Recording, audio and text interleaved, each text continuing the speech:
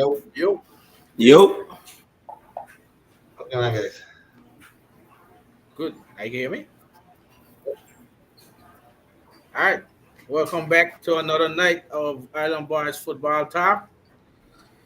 You know, we got our three Island Boys here today. We got KG representing the Philadelphia Eagles, Shane representing the San Francisco 49ers, and I'm Shree representing the Carolina Panthers.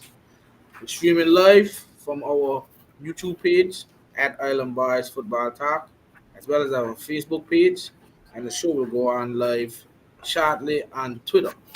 But before we get into anything, just like and subscribe our page. Show you some love to the Island Boys, and you can like and subscribe to our page and always check us out. We talk about a lot of Panthers content, 49ers content, and Eagles content. So show your love and support by liking and subscribing. And if you do want to send us a cash app, it's money sign Island Boys Talk. So our cash app is money sign Island Boys Talk. So you can show your love and support to us for bringing some content. So today is our week 2 wrap up. I don't know for all the fans that probably have done seen it, but Week 3. week 3, sorry, my bad. Week 3 wrap up. Um, we had a victory for Philly against the Saints, victory for Carolina against the Raiders, and then Shane suffered a loss for the Niners against the Rams. So we'll be going through all of the games today. What went right, what went wrong. Hear from Shane on the Niners, Jizzle on the Eagles, and I'll talk about the Panthers against the Raiders. So got a lot to talk about today. I don't know. Are we panicking? Are we overhyping? Are we where we at? We'll hear from it all today during the show. Um, I don't know who wants to start. I'm in a very good mood, but I won't start. And then you guys want to start while I go get a Coors Light. Let me go ahead and start since I can start. The loser's gonna start. Um, so for my disclaimer, I didn't watch the game as I was celebrating my wife's birthday, but I was following it on my phone, um, and followed it all the way up to the end. No excuses for the 49ers, and like Sheeta says, it panic is overhyping. I'm not panicking yet.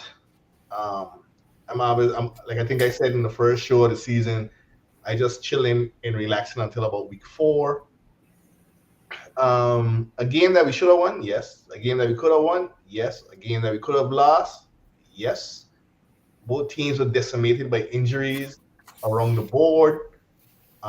Still no excuses. I think we were still a deeper team, and we showed it on offense. Purdy, I think, had one of the best games of his career, of his young career. 300 something yards, 100 and I think 20 something passer rating, 3 touchdowns. Jawan Jennings stepped up. Everybody was asking the question, who's going to step up with Debo out? Brandon Ayuk not being himself after missing preseason, suffering from the preseason jitters.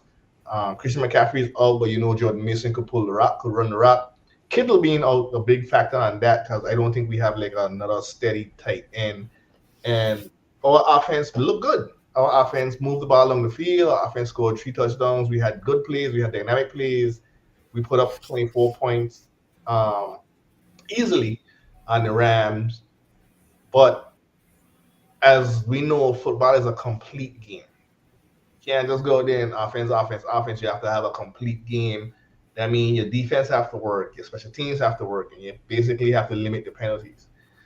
To me, following into from week 2 against the Vikings, again, a game that we should have won, sloppiness.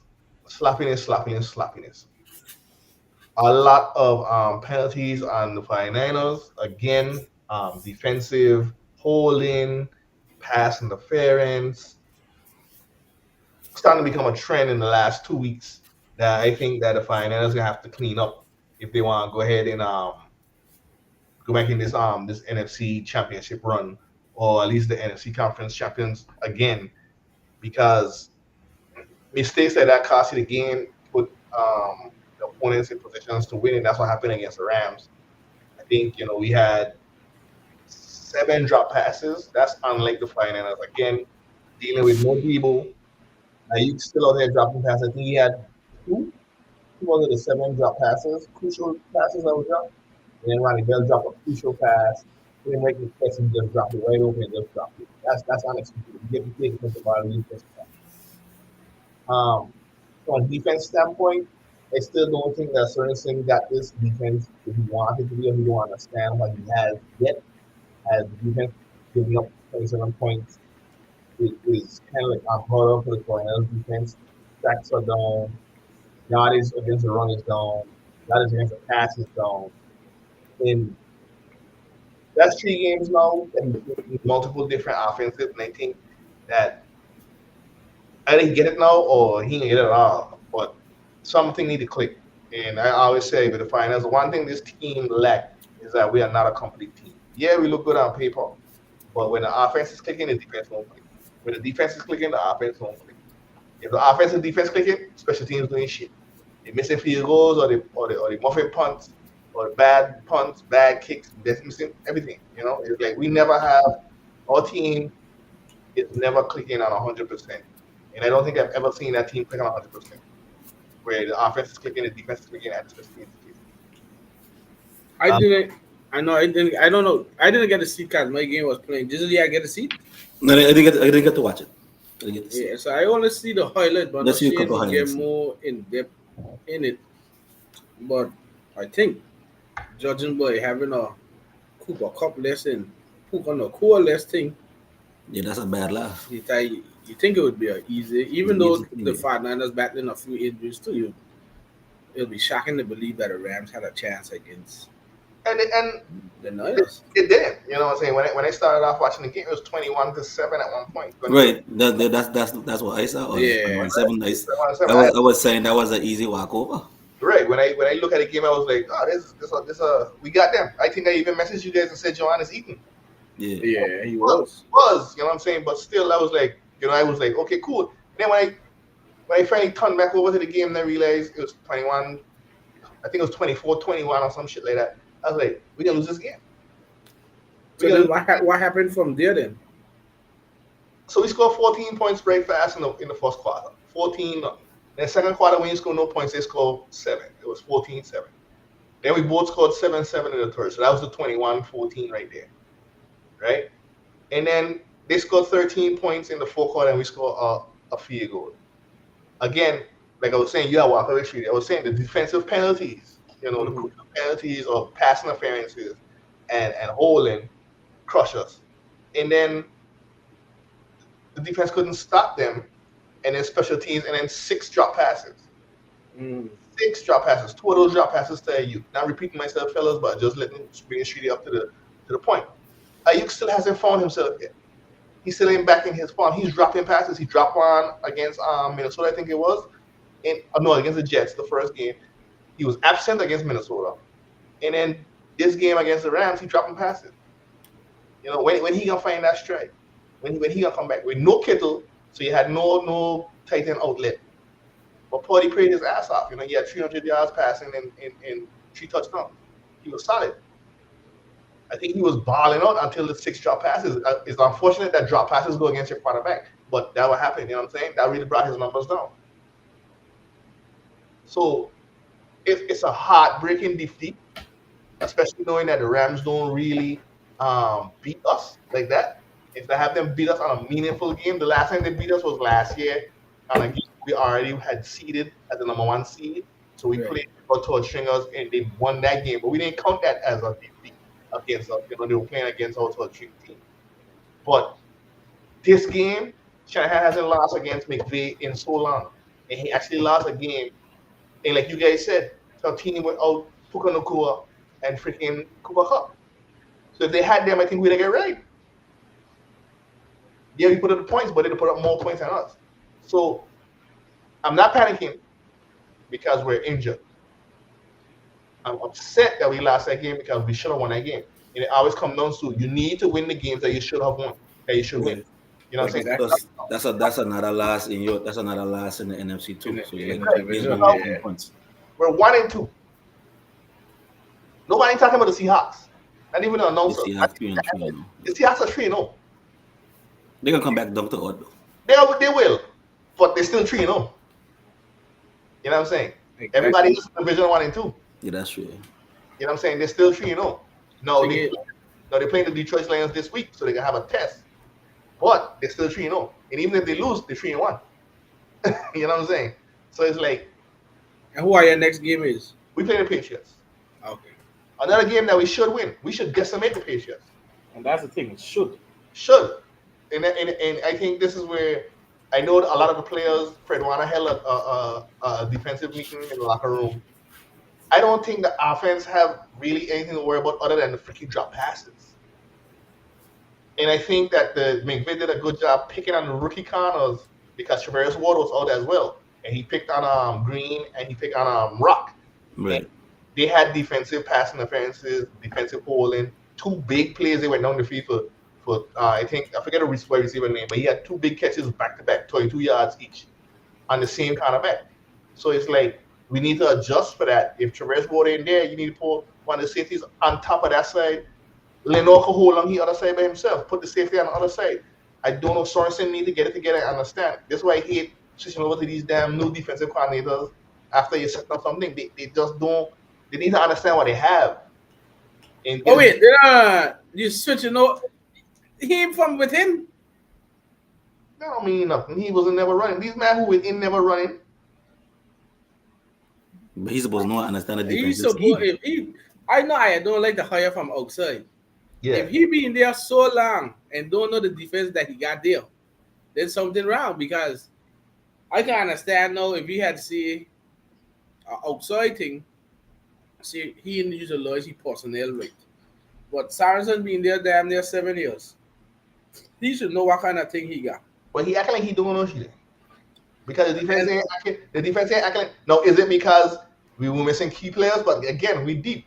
You're bringing DeAndre. So now, what I seen, like I said again, I ain't watched the game, but what I'm seeing now is a lot of the fan base and a lot of analysts are ripping up Devondre Campbell, saying that we need to bench him because I guess he fucking missed tackles, he was doing blown assignments, but they were picking on him. They're gonna tell you that he's not passing down linebacker. He's a first and second down run stuffer. Mm-hmm. Which I wouldn't go that far. He did play good in Green Bay. Yeah. Right. He was he was good in Green Bay. I thought he'd be a suitable backup to when Greenlaw come back. He ain't Greenlaw thing, but he was more than suitable in Green Bay. So I was shocked that they say, oh, he can't cover, which I don't think that's true. I just think McVay utilized him. Well, going back to what you say, I didn't know why I didn't play. So who was Renato Green out there then? The Renato Green and Yedem will swap him back in. Right. But then, like you said, it kind of sounded that you could be up 21-7 and to a Puka-less, A decimated. a couple-less Yep. Rams team that Tyler Johnson ain't gonna do nothing. Demarcus Robinson ain't gonna do nothing. Tutu Atwell ain't gonna do nothing. All the Kyron Williams is kind of like the focal point to go up by 21-7 and then lose. How in the world that team score? What was 27 points, right? How in the world they scored 27 points on a known for the Niners defense, especially on the front with Bosa and them. The stats speaking to, they didn't do shit. Kyron Williams had 89 yards off of 24 rushes. That's horrible. You know what I'm saying? And then Tutu had 93 yards off of 4 receptions. Them 2 bombs on the field. Where Port had a fumble level. Huh? Port had a fumble, right? No, I don't think Purdy had a fumble. I tell you no. I think Port had a fumble. Yeah, he lost a fumble. No, I ain't seen it in the stat lines. Yeah, the bottom San Francisco fumbles. Port lost a fumble. Yeah. They ain't got That probably one of them fumbles probably happened inside in San Francisco area. Where the Rams was able to recover and probably start feeding score. I ain't seen that in the stat line, but okay. I'll have to look back and see on that. I know we had something happen on special teams. And then special teams look like them thing up from Blue and I get back. Yeah. And then we had the 6 like so Purdy was 22, for 30, 292 yards, 3 touchdowns. So if he's 22 for 30, and 6 of them passes were drop passes, he'd have been 28 for 30. Yeah. 6 passes dropped. They got a video going on where Granny Bell dropped a pass and Shanahan damn near threw he damn clipboard in New Mexico. I see something about Granite Bear. Yeah. No, that's very surprising for me because as a Michigan man, Randy Bell's a Michigan wide receiver. He was Michigan's #1 wide receiver. And he wasn't. I've never known him to drop balls. I don't understand. So no, they calling for his head. He's one of the heads them calling for, and I'm calling for Devondre Campbell head. Now I need to go analyze the game and watch the film. When I'm waiting for the breakdown to come out, and then I'm gonna watch it and see. But they're calling for 2 heads right now. There's Devondre Campbell and Randy Bell. So I don't know if you're gonna see them on the field come next week.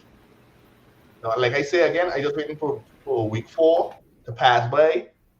We should get back. We already got back Hufunga. He played, but he was limited. And then we should get back Greenlaw. And we see how he come back from his ACL. And then McCaffrey, I don't know because Well, he got on Germany to check his jacket, so he don't even look for him. he come back from Germany, but he went Germany to see a specialist. Mm-hmm. I mean, he want to come back week 4, but I think after week 4 he should come back. But we'll see. I don't know. I don't know because it kind of worried me that you go yeah. to go take a trip to Germany to see a specialist. Well, because I wanted to go check this thing, and then also too, it got once your stint up after 4 weeks, you got 21 days, essentially 3 weeks. Yeah. To add them back to the roster. If they don't add them back to the roster in that 21 days, you're out for the season. So this is a thing now. Like I gotta give my flowers to John Lynch. We only got 52 men on the roster. And they questioned him why he didn't fill the 53rd spot yet. And I think that's the reason why. I think he expected McCaffrey was gonna be out a little longer. And without having to cut somebody, he leave a spot open to bring back McCaffrey and put him back onto that roster spot. Oh no, because you still gotta do corresponding move. You gotta do a corresponding move for Greenlaw. You gotta do a corresponding move. You expect Greenlaw to come back. He would come. It's just that and put him on after he didn't have to start. He was on the PUP list. Yeah, so you still gotta make corresponding. I know you're gonna have to make a corresponding move for Hargrave because Hargrave out for the year. He got out for the year. So they were talking about going to get somebody, but they know like going back and get back for DJ Jones or somebody like that. But we'll see what we're doing. We got cap space now. But it's some magic that them work. But we have cap space now, so we don't know if we're gonna go for somebody or we're gonna come and bring up one of the guys from. There's a young guy on the team, I forget his name, but he was impressive in preseason. They might bring him up to go along with Kevin Givens. Yeah, because 24 points against the Rams, you thought would have done it. Yeah, but 21-7, we thought we were good in third quarter. And to give up again is like. I think I was having the conversation with KG. Our first Super Bowl with Jimmy, everybody had turned on Jimmy because Jimmy missed that pass to what he named. And everybody said, oh, that could have been the winner. Yeah, that could have been a winner. But Jimmy put the team in a spot to win the game in the fourth quarter 20 to 10. And the defense couldn't hold. Again, it's 100% effort against the team. You know what I'm saying? Even though we could agree on all these things, they can always fall back to the head coach. Yeah. Mm-hmm. That's the thing about it. Even though Sorensen calling the plays and so, the head coach still number 1 at fault. They always gonna try because you know what the headline's gonna show? Oh, Shanahan got a problem with these type of games. Even though you wouldn't really go the thing, but at the end of the day, he's the lead dog. My thing is, Chile is these fans and these analysts. And I don't care how good our teams could be good, bad. I ain't expecting my team to go freaking 17-0. Mm-hmm. I don't expect my team to go 17-0. No, somebody had I think I was watching Debo podcast today. And the lady on the podcast said, y'all started off 1-3, I forget which season. And we went on to win the NFC Championship with a record of 13-4. And that's why I ain't panicking right now. Our schedule is not hard. I look at the schedule. Our schedule is not hard. And the way how these other teams are playing, it ain't hard. We got Dallas, we got the Chiefs. It's like the schedule ain't hard. You count a couple more losses, yeah, but I see a lot more wins. But we have to put this ship together. We have to right the ship. And I don't know. I ain't feeling that the ship is righted yet. And it could be because we're so decimated with injuries right now, which I'm kind of glad it's early. But I just need the players to come back and not take on. That's Javon Hargrave injuries is a blow, right? But I don't need to see. But we deep on the defensive line, and I don't need to see more injuries. And I don't think that even though Hargrave is a beast, I don't see the production that I thought we would have got out of him. Or a Hargrave. Right. So I don't think that's a big major loss to us. I didn't see the need for it To say yeah, when he left the Eagles to the final, I think that was a luxury pick. I didn't think that it necessarily needed. I know Kinlaw didn't work out, but I didn't see the need to. I know we got on the edge. I think just we need to plug the middle now, and then we'll be all right. It's just that this game, it kind of like, remember last week when we were talking about it, I had talked about somebody had a concern, somebody from the 49ers that do podcasts and so had a concern about the defense. Yeah. And we were like, yeah, well, we ain't worried about the defense that much. But and he must have sung like the next Alaska. He probably more concerned about might be more concerned about who's running the scheme than the talent itself on the defense. I don't know because I think he's more concerned about the defensive coordinator than probably the But my thing is like the defense. We can't keep churning defensive coordinator. You made the decision last year that Wentz wasn't it. He come from outside. We got a way of doing things from inside. No, you just hire inside. That man had been there for over 7 to 10 years on the defensive side of the ball. Yep. Then where you gonna turn then? So my thing is like if we put all of this on the defensive coordinator thus far, where we turn into? I think they're putting Brad Staley in this too. Brad Staley, he's an outside man. But Sorensen's still making the calls. Yep. So what we doing if we get rid of Sorensen? That means we're going again within. We're gonna be picking up somebody from within, and so it may have the same kind of effect. So I can't really use injuries as I think everybody injured. Our team's injured too. But as Shane said, nobody expected to go 17-0, but they didn't expect you to lose the Rams with all that kind of injuries. So the top weapons gone. Yeah. The divisional game, but they were more hot than us. You know what I'm saying? That's the thing. A young defense that ain't got no standout playmakers yet. And then our offense the top two with no playmakers. Yeah. Who beating you? And like you said, Shane said, it was 21-7, and then they just started come back in the second half on a rampage. I only caught because when the Panthers game had done, I caught like the ending. And then the guy returned the punt. I think they wanted more hang time on it, and he sent the punt, and then the guy returned the punt full speed, and then the Rams got a field goal. Yep. So it's like you put yourself in bad situations, and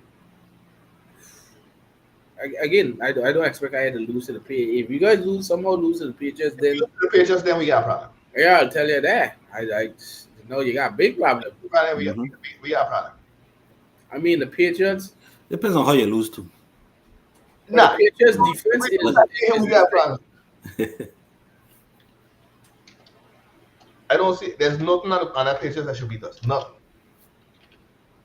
Again, the Patriots offense, it kind of like the Rams. They ain't got no go-to receivers, and then with the defense strong. So what are you gonna do on the defense?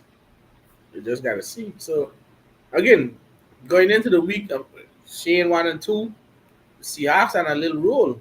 I mean, they played a Dolphins team that didn't have Tua, and I think who else they played? They didn't play another weak team all in two, but we played Jets. We played Jets week 1. Jets. No, I mean the Seahawks. Yeah. Oh, the Seahawks played 3 week teams in a row. I say NFL. Like they had this Any whole given- week. any given Sunday. This whole week we had teams that definitely 100% lose win. So Yeah. I give credit to the Farmer Ravens defensive coordinator Mike McDonald. He has a team playing well, and they're 3-0. Gino's doing what he needs to do. But like you said, they got tests against. That's gonna be a good game. That Monday night game against Detroit. Yep. Kind of put where he is, but like you say, last in the division, all the teams 1 and 2 except the Seahawks. You don't want to get in the habit of going down and gotta fight your way back. So I think for now, Shane is definitely not in the worrying mood. Still early, so we kind of got to look at it that way. For now, clean up the little things. All right, just want to save you for last. I'll go through because we'll go to the 4 o'clock games, then we'll go to yours. Again, the Panthers had a very, in my eyes, it was an exhausted week because with the Bryce Young benching, it was all about Bryce Young not developing the whole Panthers organization. The team suck. They ain't give him no weapons, no line, and I don't know. I was tweeting a lot this week, and I was saying, and I said one thing this week in a tweet that a couple of Panthers podcasters and like fans kind of agreed. I told them if I was a line of the Panthers this year, I'd be fucking pissed to see all this nonsense that the Panthers offensive line is a weakness. I could say that last year. But I don't know. I think KG watched the games. The line is a way different Better than line last this year. year. Right now, after 3 games, we have the second lowest pressure rate. The Ravens got a first. The second lowest pressure rate in the NFL. This line, you don't go and spend $150 million on interior lineman and say you got bad line. Impossible. And something I was telling both KG and you, Shane, a lot of persons talk because they just see the headline, but they don't dive into what really going on. The good thing is, KG see a couple of the games. You can clearly tell Bryce Young was the issue in terms of the game because of his confidence lack, his mechanics lack. At that point, what I really respected with Canales when he said, yes, we got to develop Bryce Young, but I have to look out for the other 52 players on the team. I can't just go and just worry about Bryce Young only, and I got 52 players playing them ass off to win a game. So what he do? He made a decision. Dalton is a veteran that knows it, that walks the scheme. He gives us the best chance to win. And I ain't gonna tell you no lie. Even in our pick'ems, I picked the Raiders. I thought we'd lose because of the defense, not the offense. But that I game, pick up. I know I side, which I was shocked. You're rarely behind the backup quarterback. The red rifle. I was behind the red rifle, but I wasn't behind the defense. But that Panthers team put a sheet of licks on the Raiders. I mean, you gotta remember one thing: the Raiders came off a big win against the Ravens. They came from behind and got that win against a team that everybody expects to go far in the Ravens. The defense held. All of a sudden, Minshew came alive with Devontae Adams and the red. And for the Panthers to go, I was telling KG Shane, I was going to message you and tell you, we need to see that throw. Just one throw from Dalton. Mm-hmm. The one against Adam Thielen right before the half. I don't know if you see Shane. No, See if you could find that throw. It about 10 quarterbacks in the entire league that could make it. You got to see that throw.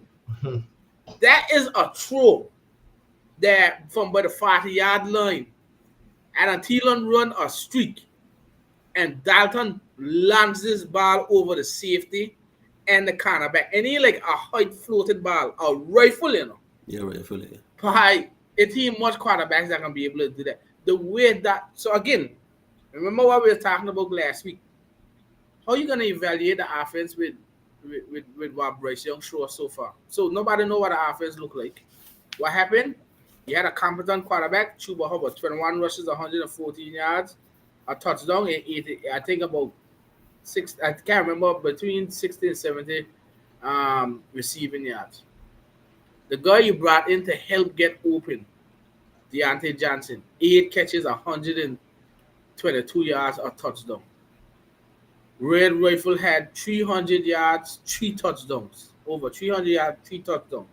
If you watch the way the offense worked, everybody was working. I had never doubted Canales' scheme. I just doubt the quarterback that was there because if you watch the Panthers game and study the Panthers game, you knew there was one common issue. It was Bryce Young. He just didn't have his confidence in the mechanics. When you got a line that blocking for you, your first movement is supposed to be step into your throw, into the left, step up. Move up in the pocket. Bryce Young first movement all the time was when he go back. His first movement was to move to the side, which means you're not giving your line a chance to block, and the line was blocking. That's the thing. So how are you doing that? And you cannot. Of course, you don't have the confidence. You can tell. So to see Dalton, who is a veteran, played at a high level for Cincinnati, and then at a shot at the back end of his career now, handle an offense that Canales has. Remember, again, it goes back to the film. People were getting open in the first 2 games, but Young just couldn't connect. Now you see Thielen open. Now you see Trimble open. Now you see Leggett open. Now you see Deontay Johnson open. Now you see JT Sanders open. Now you see what he named Chuba Howard open. Now you see the run game open up. Now you see the defense don't have to stress so much because they're on the field so long.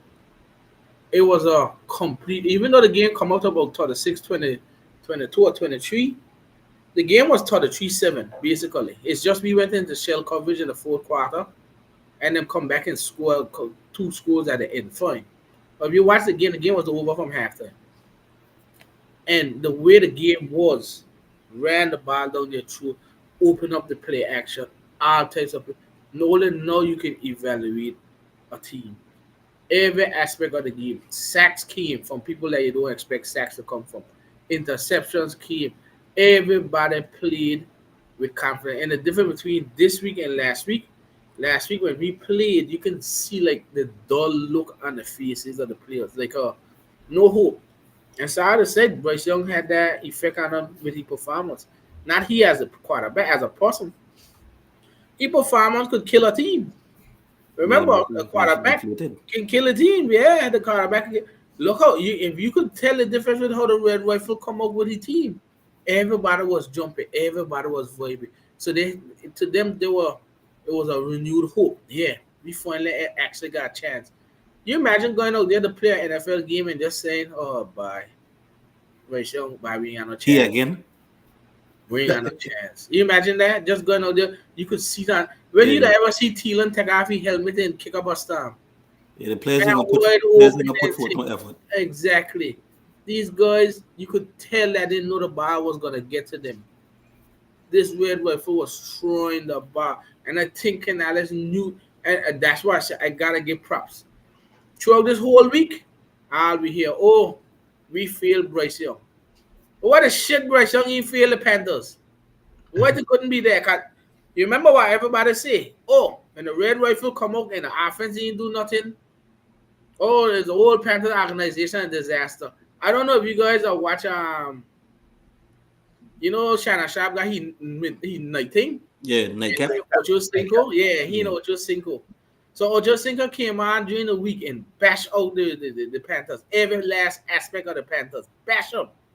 You know what he do Monday night? He apologized. All Carolina Panthers fans, I humbly apologize. He humbly apologized to Canales. He humbly apologized to Red Rifle.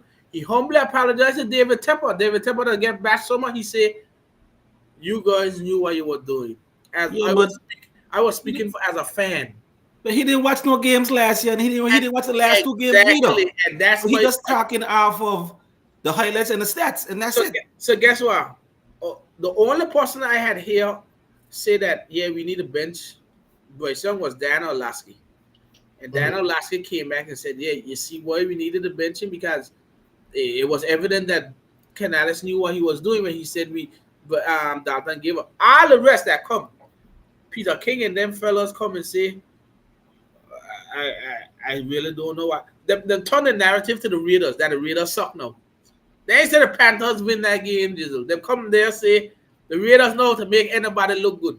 When the Raiders just beat the Ravens, it was all the Raiders could be A taken. lot of them analysts don't want to say I was wrong. Right. You Then I know wanna the thing deflect. is, I don't know if you go on Twitter and check the tweets that I put on Ireland Boys tweet, you're gonna see the amount of stuff I put about Rex Ryan. Rex Ryan is the absolute trash analyst I ever seen in my life.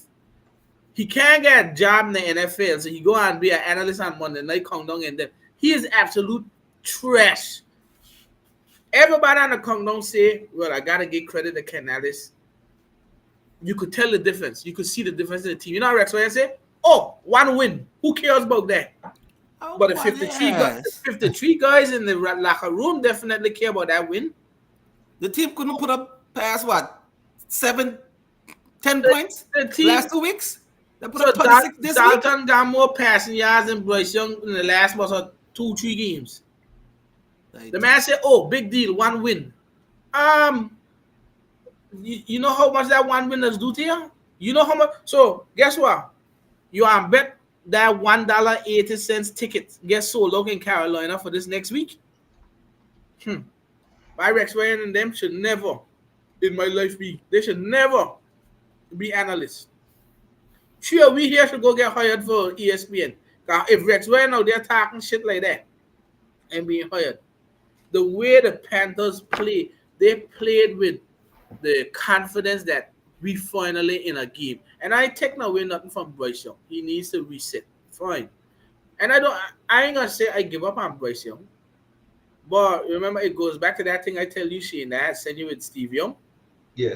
Steve Young tell you to be a successful quarterback. The play is navigated through the pocket. Mm-hmm. You running out of it and a broken play should be the icing on the cake, not the cake. Running outside the pocket should not be your go-to. You want me to tell you why Breeze was so good and had no athleticism? He navigated through the pocket. Brady was so good, he navigated through the pocket. As Steve Young said, our quarterbacks coming out of college now can run. That's just the realistic expectation. Every quarterback will run out of college now. But if you don't know how to navigate the play through the pocket, you'll never be successful. You got one or two. Yeah, you got one or two, like Lamar. You remember Lamar's best season? You know what Todd Monken do? Stop running and throw the ball through the pocket. That's what Todd Monken had him doing. You running too much, navigate the play through the pocket. I can even say for Porter. So Porter get drafted, as we used to go at Shane for this, in the 7th round. But Shanahan designed the plays through the pocket. Through the pocket. Porter makes the plays through the pocket. To be a successful quarterback, you have to navigate through the pocket. CJ Stroud ain't the most athletic, but he can't run that much. CJ Stroud ain't an athlete, but he stands in the pocket. Okay, a perfect example last night. So Jaden Daniels ran a lot. That's fine. Yeah, that guy eventually catch up to him. But what he's really good at, though, is standing up through the pocket still and making plays. You understand? Bryce Young just can't navigate through the pocket right now. And confidence, mechanics, as me and KG will go through, all of them things going to play a factor. He just can't go through the pocket right now. And you ain't going to find success like that. We had right off Goff. Goff getting a good system. He navigate through the pocket. He make it plays. Goff can't run. But then Goff getting a heap of money. Baker career get revived. It wasn't because Baker was running. It's because Canales had him navigating through the pocket. And he gets same thing with Geno. Remember, Geno was a runner. He navigated through the pocket. Them things. Sam Darnold. Darnold ain't running in Minnesota. He navigating the place. It helps that he got number 1 receiver. I ain't gonna lie. And it also helps that he got offensive coordinator that know what they're doing. As KG would say, Dougie P, you know what's going on in Dougie P know what thing. But he know what thing. When you got Kevin O'Connell, look at here. You got Kevin O'Connell that know how to utilize Sam Darnold. Exactly. You got Dave Canales and Noah Cohen that know how to utilize what he named Baker Mayfield. Simple KYP. You know what's the issue right now? Why for everything the Bears do, how come Caleb Williams struggling? He can't navigate through the pocket yet. And then probably stop it. Huh? You see how much passing attempts them got Caleb Williams doing? 52. Exactly. I don't understand that. Exactly. And mind, if you look at that team on paper, it got Swift and Roshan Johnson, Khalil Herbert, DJ Moore, Keenan Allen, Romeo Adonazi, Cole Komet. That team is an all around. You should be ponging the rock out there. That whoever is the offensive coordinator, he got to go. He got to go. It's the former He has Seahawks to go. offensive coordinator. He has to go. There's no way you should have your rookie quarterback throwing 52 times in week 3. But You know who to be? what you pick up Allen running backs? No, you know who to be? It's the Seattle coordinator, Shane Walden. That was who to be. But then again, Caleb Williams was this big promising thing. Oh, everybody, now look at him struggling. Nobody got nothing to see. No, Nka, he can't navigate through the pocket as good yet. It got people that can navigate. You think the red rifle could run now? He gotta trust he learn. He gotta step into the pocket and make it play. He gotta trust the players he throwing the ball to. That's what he did. Going against the Bengals, there's gonna be another test because the Bengals could score. But if the line holds up like how it did, you are going to score. The Bengals just gave up 36 points. Their defense ain't good, except Trey Henderson. So I gotta give my credit to Dave Canales. Like I say, I'm a fan of Canales and his scheme. I know Parsons was getting open. I watched the game. Bryson was just missing too much. So I'll never put it on Canales. But it was a very good game. That I felt proud to be a Panthers fan after so long. Because last year was abysmal. I was so proud to watch that game. Get up on Monday and finally say it's victory Monday. I ain't had that feeling in so long. With hope. Like I was always on Twitter just checking. I was hopeful. Can't wait. That's the feeling you had in the Panthers. You never get that feeling so long. So now that you got it, there's hope. You understand? So let's carry that momentum over. Defense. Only thing is, Thielen, he's so damn old, he run a streak, he tear your hamstring. I don't know where he got fought, he all run a streak road. Run the streak road, now he just get put on IR. So he'll miss 4 games. But that leaves my partner, Jalen Coker, the undrafted receiver from Polar Cross. He'll be coming in to ride a lot of people. He's a sick man. So he'll be coming in, and now Leggett will definitely go off.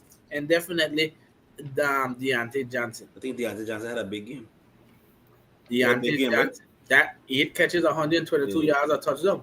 And he let about another touchdown thing because he lead a fella, trip him up by his shoestring. So this is what I expected. Like I say, I don't think we are a deep player team or a player team. It helped that everybody in the NFC lost this Sunday.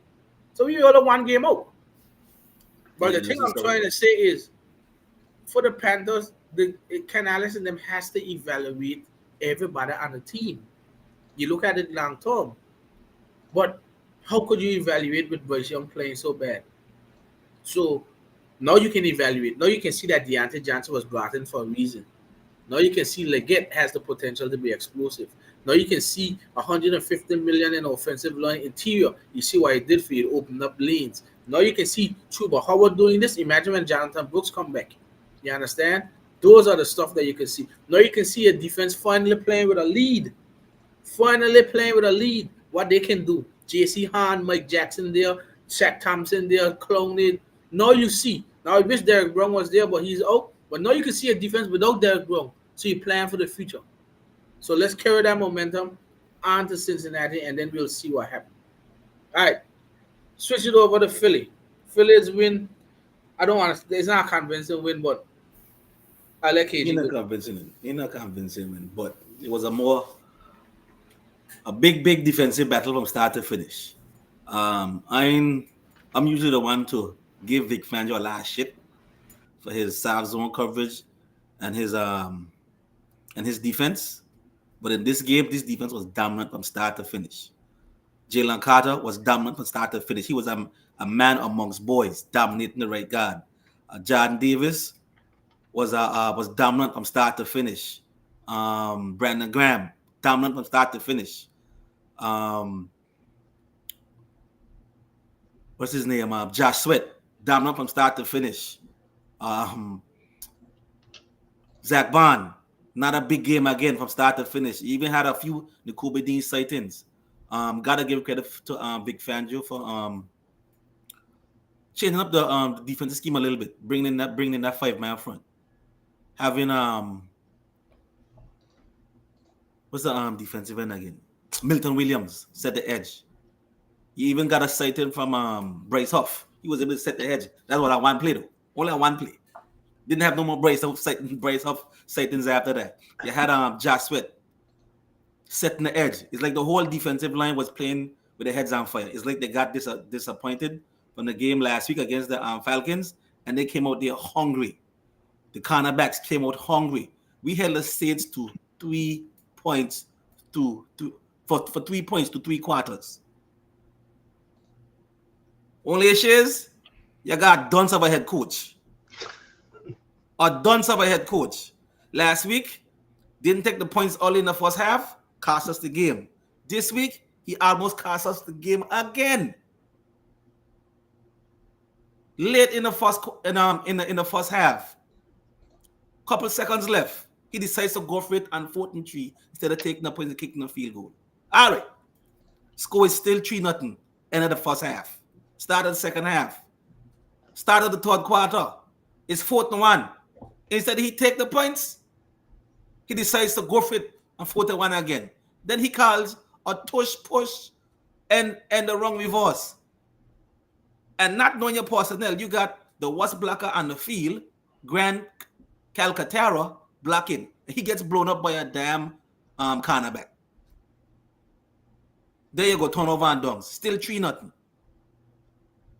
Could have been 6 easy points. Last year, I told you. The team struggled. He had no way, no clue on how to fix it. He's no longer in control of the offense. He's a game manager now, right? He still can't manage a damn game properly. Because there's no way you don't take the points on a low-scoring game. I could understand if it's a high-scoring game, your defense can't get a stop. The other team's offense is consistently driving on the field and getting points. I understand going for it there and then, or later down in the game where you need points. But you already see it's a defensive game. Your defense is playing great. Take the damn points. Fuck the analytics. Simple. You almost lost this team again this game. Almost. There was no AJ Brown on the offense. You lost Lane Johnson to a concussion in the game. You lost Mekhi Becton to a hand injury in the game. How would Lane get a concussion? Huh? How would Lane get a concussion? I know he got a concussion, but Lane Johnson got a concussion. He started vomiting. I know he must have got drunk. He said it was a concussion. But it was a concussion. And in came what's his name? Fred Johnson and Tyler Steen. And those guys played like they played the last 2 weeks. And that's hard to do as an offensive lineman. You didn't practice all week with the first team. You didn't know you was going to start this game. And they came in and they didn't give up no sacks, no pressures. So you gotta commend Jeff Stoughton for his coaching too as well. He's the best offensive line coach in this league. You lost Devontae Smith on a bad hit. I think that player should have been kicked out of the game. He should be fine. And then after he got spat on, I don't know how the officials. For some reason, when everything happened to the Chiefs, they see, but any other team they don't see. I don't understand. Don't start. But we leave that. We leave that for now. Don't start that conversation here tonight. I think Kellen Moore in that game should have used Saquon Barkley a little bit more. The fact that in the passing game, the fact that he didn't have AJ Brown, and you had Devontae Smith out, I think midway through the end of the first half. I mean the second half, you should at least incorporate Saquon Barkley in the passing game. I keep saying from week 1, you need to make him the focal point of that offense. And I understand that AJ Brown is a dominant player at the wide receiver position, but you need to make him a focal point of that offense, not just in the run game too, in the passing game too as well. You need to get rid of that read option nonsense right now. Take it out of the offense for right now. I ain't saying take it out altogether, but take it out of the offense for right now. Leave Jalen Hurts hand that ball off to Saquon Barkley. I would have liked to see some more on the center runs, more scat back runs, more single back formations. Not just one other shotgun all the time. I need to see a little bit more from Kellen Moore. I think if he had did that some more, you probably would have been more effective on offense. We finally got a Dallas got exciting. Finally. I understand that. Yes, AJ Brown is out, Devontae Smith is out, but sometimes you have a weapon at tight end too you could use. And I hope they know that he's a dominant force on that side of the field. So use him. He had 10 catches for 170 yards. He saved the game. Despite Nick Sirianni's inept coaching and horrible decision making, the team was able to overcome these bad coaching decisions that Nick Sirianni made. Again, I gotta give Vic Fangio some credit because the Saints came in rolling. I didn't really expect us to win this game in this fashion. I thought we would have been able to put up some points. I didn't think the defense would have been this dominant. I thought the Saints probably would have put up at least 25 to 30 points in this game. But I guess Vic Fangio got in their asses a little bit, and the defensive came out from start to finish with their heads on fire. Now, hopefully, we can find a way to build on this and move on to the next game. And not just, I mean, he was doing a bunch of different things. It wasn't just the 5-man front. He was blitzing too as well. Sending the Kobe Dean on the blitz, sending Zach Bond on the blitz off the edge. He was even doing defensive ends and tackle stunts. So this is all I'm asking for from Vic Fangio. Do a bunch of different little things. Don't stay there vanilla in that soft zone coverage all night, all game. If you get pressure on these quarterbacks, you will fluster them out of the pocket and make them make bad decisions. I'll tell you one thing though. The Saints get you every opportunity to stay in that game of the night. To stay in that game, yeah. Hey, the Saints had opportunity after opportunity to just pull away from that game because they control the game the first half of that thing. Yeah, but I think Jalen Carter was disruptive a lot. No, I ain't saying that. He was a whole lot. He was disruptive and not defensively. The Saints had every opportunity to pull that game away. And win. I didn't expect I to win the game at the start. It had just looked like the Saints were just controlling everything. But again, we should have lost the game. Yeah, we honestly should have lost that game from Nick Sirianni decisions. Easily should have lost that game. Easily, even the 60-yard field goal attempt. First of all, you decided not to allow your kicker to kick some easy chip shots in the red zone. I don't know why. So which means that he's cold, right? Cause he ain't kick no extra point neither.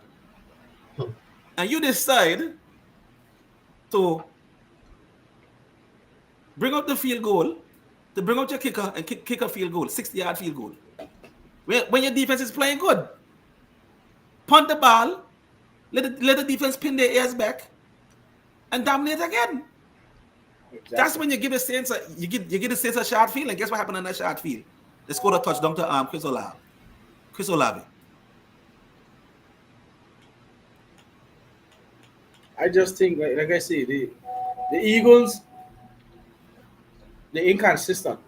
If in the offense and the defense, you got to put it together. Now you lose Devontae. I'll tell you actually one thing though. That I traded for Dotson. Dotson was well regarded as a first-round pick. I see he involved in nothing. He's disappeared for the past 3 games, you can say. I mean, hopefully. But that's not Jalen Hurts too, because Dotson was getting open, but Jalen Hurts wasn't looking his way. So not having it's Jalen Hurts too, because there was a play where Dallas Goedert was running wide open down the field, and Jalen Hurts missed him and threw the ball to the Devontae Smith in the flat. Because at the end of the day, you might not have Devontae, no AJ Brown. What are you gonna do? I think Jalen Hurts need to get better at reading the field.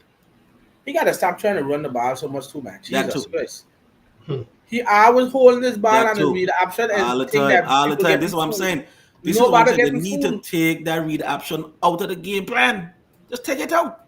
Hey, nobody that get fooled on it. You know? No When he more. hold it, Nobody when he getting hold full it, no more. he get 1 yard. Then he got to go down on the ground. Right. So take it out of the game plan. Just take it out completely. And just hand the ball off to Saquon. You got dynamic back. You think Kyle Shanahan doing that read option bullshit out there with Christian McCaffrey? We ain't got time for that. You'll probably do it with Lamar Jackson, Derrick Henry. But Yeah. they may still doing that game against the Cowboys. There was an information a lot. Nobody in that game. expecting Paulie to run the field and no fucking read options. Exactly. So come on, man. Yes, we know Jalen Hurts. One of Jalen Hurts' strength is his leg, but make him use his legs in different ways. Hey, not When only option. when is needed. I'm gonna use a perfect example.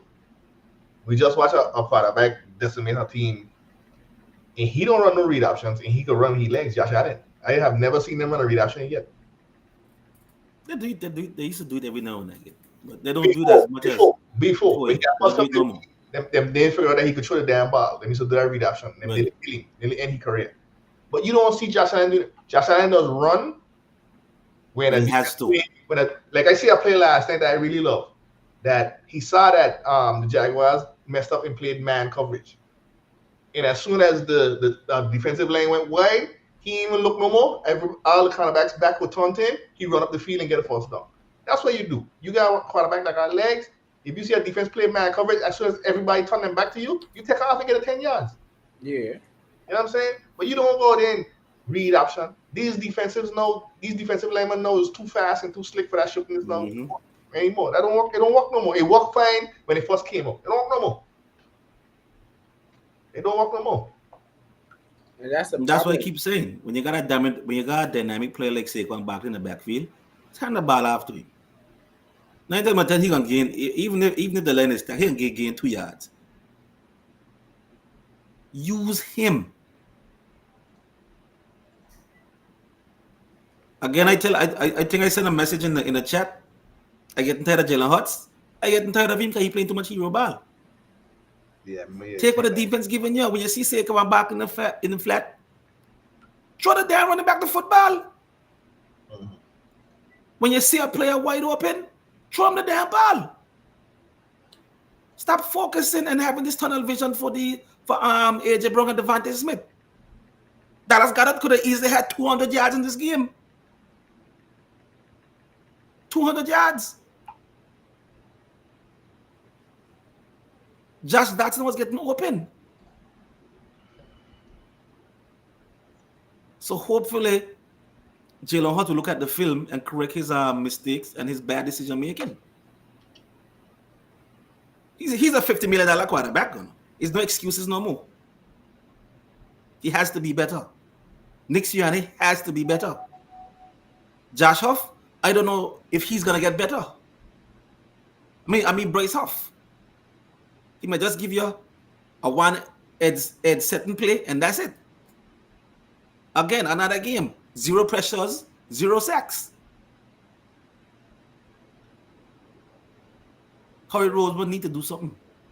You either say that you made a mistake, come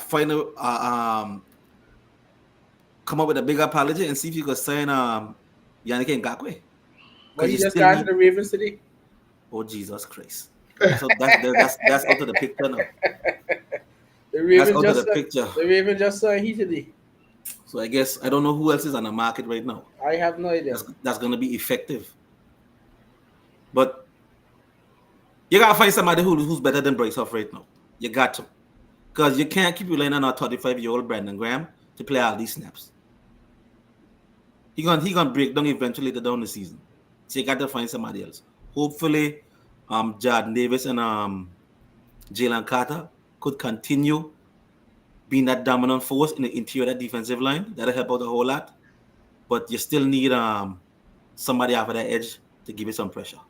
Josh Sweat did a good job bringing some pressure and setting the edge. It looks like Fangio might go with Milton Williams on that defensive side of the football. But it's a big disappointment that your high price defensive end can't give you nothing in the pass rushing side of the football. So I know how that's gonna be. But your next game is against the Tampa Bay Buccaneers, who coming off a bad loss. Who's gonna be a bad loss here? Who's gonna be ready to play next week? And you know, that's a big problem for Jalen Hurts going against the Buccaneers. That's a team that said he can't be the defense. That's a team that's blitz heavy. This year he's been very good against the blitz. He was good in this game too against the blitz. Was able to make the proper adjustments, find the hot read, get the ball up quickly. So I'm seeing a big progress in Jalen Hurts' game in the blitz. So I'm thinking he's gonna do well against Tampa Bay next week. And you know Todd Bowles, right? The good defensive mind. So, but I got another concern, and it's my head coach.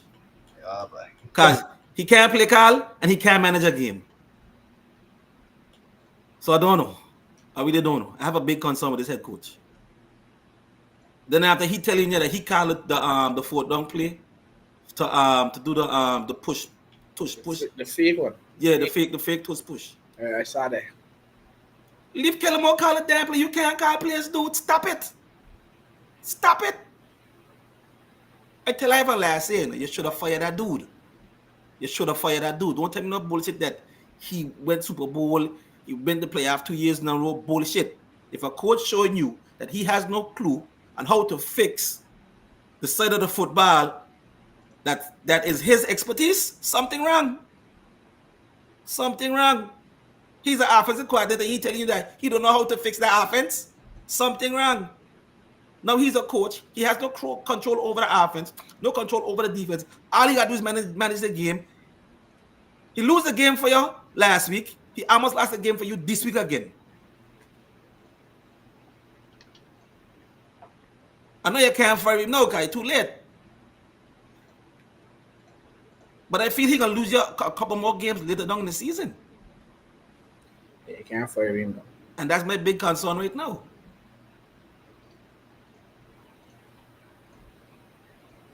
But I'm happy the defense was able to dominate. I'm happy I didn't have to sit back and watch Alvin Kamara and Derek Carr run up and down and tread my defense. I think they held Alvin Kamara to 87 total yards altogether. That's very good by the defense. So credit to Vic Fangio, Nick Sirianni. I don't know what you're doing. And Jalen Hurts, you got to get better.